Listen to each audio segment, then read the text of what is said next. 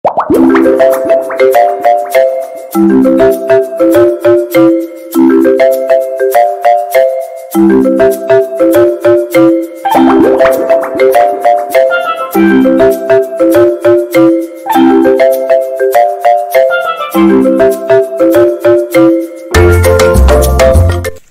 দিনটি ছিল শনিবার, এখন বাজে হচ্ছে সন্ধ্যে 6:30। আমি যাচ্ছি হচ্ছে একটু ফুচকা খেতে, আর আরেকটা কাজের জন্য যাচ্ছি, সেটা আপনাদেরকে পরে বলছি। আমি না খুব কনফিউজ, মাথায় ওড়নাটা নেব না, কারণ একদিকে শিশির পড়ছে। তো এটা হলো নেক্সট দিন সকাল। কালকে গেলাম, ফুচকা পেলাম না, কিছু না, আমি হাঁটতে হাঁটতে আবার চলে এসেছি। আপনাদেরকে একটা কথা বলার ছিল, আমার টিপু ছিল যে, টিপু সাদা রঙের বেড়ালটা, ও হারিয়ে গেছে। তো ওকেই এখন আমি একটু খুঁজে বেড়াচ্ছি রাস্তায় রাস্তায়। আমার খুব মন খারাপ ছিল জানেন তো, তার জন্য আমি একদম ভিডিও করিনি কদিন।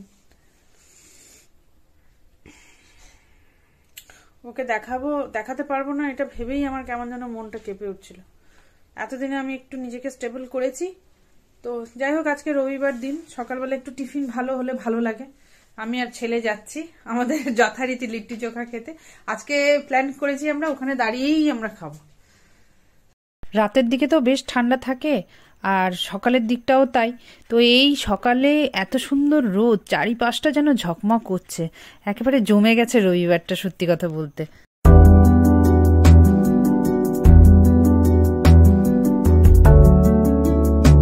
এই যে পৌঁছে গেছি লিট্টি চোখার দোকানে। অসম্ভব ভিড় থাকে, গেলেই মানে চট করে পাওয়া যাবে তা নয়। এই যতটা বানানো আছে দেখছেন, সব আদার্সরা নিয়েছে, এগুলো পরে বানিয়েছে। বাবাই লিট্টি চোখা পছন্দ করলেও আমি কিন্তু ডালপুরিটা একটু বেশি পছন্দ করে থাকি। বাবাই লিট্টি চোখা খাওয়া হয়ে গেছে, এখন আমার ডালপুরির দিকে তাকিয়ে আছে, কটা বাকি আছে, আমি খেতে পারবো কিনা। আমার পক্ষে পুরোটা খাওয়াটাও অসম্ভব। আমি আর একটুখানি খেলাম, খেয়ে বাবাইকে দিয়ে দিয়েছি, এবার নিজেরটা খেয়ে আমারটা শেষ করবে।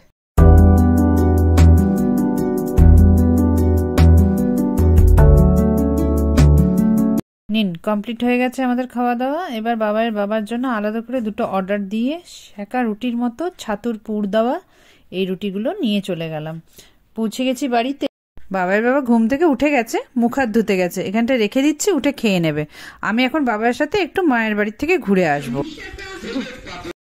একটু আগেই বলছিলাম না রোদটা কি সুন্দর উঠেছে, দেখুন এখন মেঘলা করে গেল। দাদা কালকে এসছিল আমার বাড়ি, যখন এসছিল নিজের সোয়েটারটা ফেলে দিয়ে গেছে, তো ওটাই চট করে একটু দিয়ে চলে আসি, কে জানে যদি আবার প্রয়োজন পড়ে। সত্যি এতক্ষণ ধরে এত ঝকঝকে একটা রোদ উঠেছিল, আর হঠাৎ করে এরকম আবার মেঘ করে গেল, মনটা যেন দেখে খারাপ হয়ে গেল আমার। আর শীতও করতে লাগলো, হালকা যেন কুয়াশাও পড়তে শুরু হয়ে গেল মনে হচ্ছে আমার, চারপাশটা কেমন যেন ধোঁয়া ধোঁয়া। এই যে পৌঁছে গেছি মায়ের বাড়িতে, দেখুন গোলাপ গাছটা এত লম্বা হয়ে গেছে, ফুলটা ভালো করে দেখাতেও পাচ্ছি না।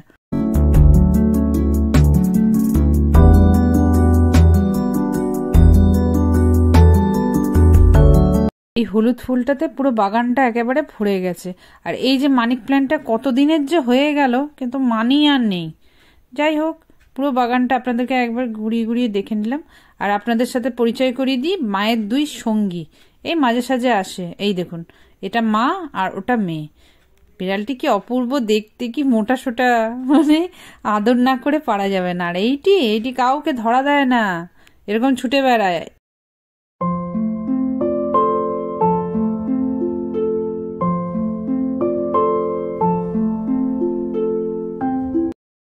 চলুন, মায়ের বাড়ি থেকে এবার বেরিয়ে পড়েছি। এবার হচ্ছে দুপুরের রান্নার আয়োজন করতে হবে। দেখব ফ্রিজে কি আছে, আর তা না হলে জয়ন্ত তো বাজারে যাবে, বাজারের অপেক্ষা করব, বাজার এলে তবে ঠিক করব কি রান্না হবে। পৌঁছে গেছি বাড়িতে, জয়ন্ত তখনও ব্রেকফাস্ট করছে। সকাল বাজে তখন 11:10। তো রবিবার দিনটা তো একটু গড়িমসি করে কাটেই আমাদের। হাঁড়িতে ভাত চাপিয়ে ফেলেছি, এবার ভাবছি স্নানটা করে আসি, তারপর বাকি কাজ করে এসে পুজো সেরে খালি জলের বোতলগুলো ভরে ফেললাম। আর টুকটাক রান্নাও হয়ে গেল। তো রান্নার মধ্যে কি হয়েছে একবার দেখিয়ে দিই। এটা সকালবেলার চাটনি, যেটা লিট্টি চোখা খেয়ে নিচ্ছিলাম, ওর মধ্যে একটু বেঁচে আছে। আর করেছি হচ্ছে ডাল ফুলকপি দিয়ে। নিচের দিকে ডালটা চলে গেছে, একটু ঘন ঘন করেই করা ডালটা, যাতে রুটিটা যেন রাত্রে খাওয়া যায় এর সাথে। আর করেছিলাম হচ্ছে শাক, এটা বাবাই করেছে, পালং শাক ভাজা। আর আমি বেগুনটাকে সেদ্ধ করে ভর্তা বানিয়েছিলাম। তো ব্যাস, কাঁচা পেঁয়াজ, কাঁচা লঙ্কা, জমে যাবে ভাত খাওয়া। এই যে বাবাই খেতে বসে পড়েছে, আমি আর জয়ন্ত একটু পরে খাবো। বিকেল পার হয়ে সন্ধ্যা হয়ে গেছে, এবার যাব একটু বাজারে। এখানকার বাজারে না, মানে কাছের বাজারে না, যাব হচ্ছে দূরের বাজারে, বেনাচিটি বাজারে। একটা জিনিস কেনার আছে, তো জিনিসটা কিনবো, আপনারা সাথে থাকবেন আর দেখাবো আপনাদেরকে কি কিনলাম। আর এই রাত্রেবেলা দুর্গাপুরের রাস্তা এই না দেখালে আমার ব্লগ অসম্পূর্ণ থাকবে, আপনারা ভালো করেই জানেন।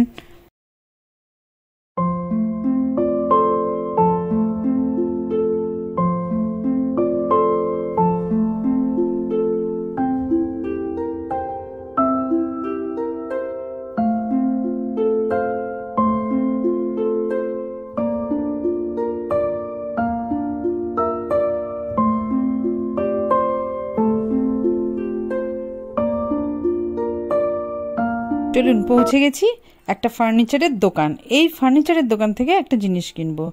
কি কিনবো সেটা তো পরে দেখাচ্ছি, কিন্তু যেটা দেখবো তার থেকেও বেশি যেন চোখ চলে যায় যেটা নেব না তার দিকে। এটা লাগবে, ওটা লাগবে, তখন যেন সবই লাগবে মনে হয়। আর ওই মা মনসাকে দেখুন, কাঠের, কত বড়, দেখে বেশ অবাকই হচ্ছিলাম। যাই হোক, আপনারা হয়তো আগে দেখে থাকবেন। হ্যাঁ, আর গণেশ ঠাকুরকে প্রণাম করে তো জিনিসটা পছন্দও হয়ে গেল। এখান থেকে নিয়ে এবার বাড়ির দিকে রওনা দিলাম। হাতে নয়, ভ্যানে, পেছনে ভ্যান আছে। তো এবার যাব হচ্ছে ঘরে, আপনারাও চলুন সাথে। যে জিনিসটা নিতে গিয়েছিলাম সেটা হলো এইটা। আপাতত এটা বাইরের ঘরেই রেখেছি, পরে এটা ঠিক জায়গায় রাখবো। কাঁচের, তাই বাইরে থেকে দেখা যাচ্ছে, তবু আপনাদের খুলে একবার দেখিয়ে দিই। এই দেখুন, আমার খুব প্রয়োজন ছিল এরকম একটা ক্যাবিনেটের। কাঁচের কাপ, ডিশ, লোকজন এলে না মানে খুঁজে বেড়াতাম, কোথাও একটা ঠিক রাখার জায়গা ছিল না। এখন এটা নিয়েছি, এর মধ্যে কাঁচের কাপ, ডিশ, চামচ সব কিছু রাখতে পারবো, জলের বোতলও রাখবো। আর বাজার থেকে ফেরার পথে এই দুটো কুশান নিয়ে এলাম এই সোফাতে রাখার জন্য।